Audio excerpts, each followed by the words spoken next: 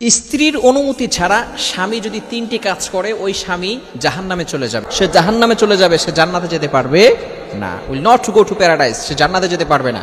অবশ্যই স্ত্রীদের কিছু অধিকার রয়েছে। আমরা শুধু স্বামীর হক নিয়ে কথা বলি, স্বামীর কি কি অধিকার স্ত্রীদের পালন করতে হবে, শুধু এই বিষয়গুলো নিয়ে আমরা আলোচনা করি, কিন্তু নারীর যে অধিকার রয়েছে সেটা নিয়ে আমরা আলোচনা করি না। অবশ্যই নারীর অধিকার রয়েছে। একজন স্বামী তার স্ত্রীর খেয়াল রাখবে এবং স্ত্রীর অনুমতি ছাড়া তিনটি কাজ কখনো করা যাবে না। নাম্বার ওয়ান, এক নাম্বার হচ্ছে স্ত্রীর পারমিশন ছাড়া কোনো স্বামী স্ত্রীকে মহরানা না দিয়ে তার শরীরে স্পর্শ করতে পারবে না। ভালো করে বুঝেন, আপনি বিয়ে করেছেন ঠিক আছে, তবে আপনাকে অবশ্যই মহরানা দিতে হবে। এটা হচ্ছে তার স্ত্রীর হক, স্ত্রীর অধিকার। সূরা নিসার ভিতরে আল্লাহ তাআলা জানিয়ে দিয়েছেন, ওয়া আতুন নিসা সাদাকাতিহিন্না নিহলা। এটা হচ্ছে নারীর অধিকার, অধিকার আপনাকে দিতে হবে। বর্তমান আমাদের সোসাইটির ভিতরে ম্যাক্সিমাম জায়গায় এই সমস্যাটা হচ্ছে, তার অ্যাবিলিটি নাই 1 লক্ষ টাকা দেওয়ার, মহরণা নির্ধারণ করার। সে মহরণা নির্ধারণ করেছে 10 লাখ টাকা। এমন মানুষ আছে না নাই? এবং বাসর রাতে স্ত্রীর কাছে গিয়ে মাফ চায়, বলে তুমি আমাকে মাফ করে দাও। খবরদার, এই ধরনের মাফ চাওয়া স্ত্রীর কাছে যাবে না। চাপে ফেলায়া এরপরে স্ত্রীদেরকে এইভাবে মাপ নেওয়া, এটা কিন্তু ইসলাম সাপোর্ট করে না। এটা হচ্ছে স্ত্রীর হক, স্ত্রীর অধিকার, আপনাকে দিতেই হবে। আপনার যতটুকু অ্যাবিলিটি আছে, অ্যাবিলিটি অনুযায়ী আপনি আপনার মহরণা নির্ধারণ করবেন। যদি 1 লক্ষ টাকা হয় 1 লক্ষ টাকা ধরবেন, যদি 2 লক্ষ টাকা দিতে পারেন 2 লক্ষ টাকা ধরবেন।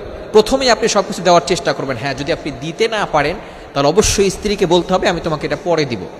স্ত্রীর গায়ে স্পর্শ করা যাবে না অনুমতি ছাড়া। অবশ্যই এখানে মহরণা দিয়ে তারপরে অনুমতি নিয়ে তাকে স্পর্শ করতে হবে। যদি মহরণা না দেন তাহলে অনুমতি নিতে হবে। বুঝতে পেরেছেন? অনুমতি নিয়ে তারপরে তাকে স্পর্শ করতে হবে। নাম্বার 2, দ্বিতীয় নাম্বার হচ্ছে, কিছু সম্পদ স্ত্রীদের নামে থাকে, কিছু সম্পদ নারীদের নামে থাকে। যদি কোনো স্বামী স্ত্রীদের সম্পদ তার অনুমতি ছাড়া সে ভক্ষণ করে তাহলে সে গুনাহগার হবে। যদি স্ত্রীর সম্পদ হয় তাহলে অবশ্যই ওই স্বামীকে স্ত্রীর পারমিশন নিয়ে তারপরে সেই টাকা খরচ করতে হবে।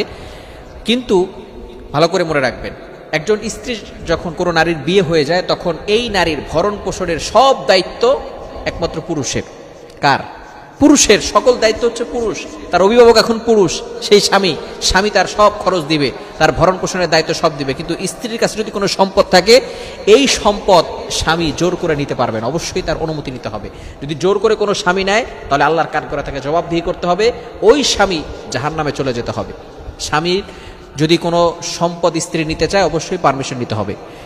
তৃতীয় নাম্বার হচ্ছে মোস্ট ইম্পর্টেন্ট, এটা অনেকেই জানে না এবং আমাদের সমাজে এটা বেশি হচ্ছে। স্ত্রীর কাছ থেকে স্ত্রীর অনুমতি ছাড়া 4 মাসের বেশি স্ত্রীদের থেকে দূরে থাকা যাবে না। ভালো করে স্মরণ রাখবেন।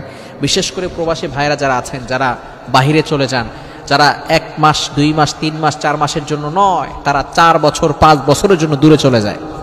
অবশ্যই স্মরণ রাখতে হবে, স্ত্রীর কাছ থেকে দূরে থাকতে হলে 4 মাসের বেশি যদি দূরে থাকতে চান স্ত্রীর কাছ থেকে পারমিশন নিতে হবে। যদি স্ত্রী পারমিশন না দেয় তাহলে কিন্তু আপনি দূরে যেতে পারবেন না। এটা হলো স্ত্রীর হক।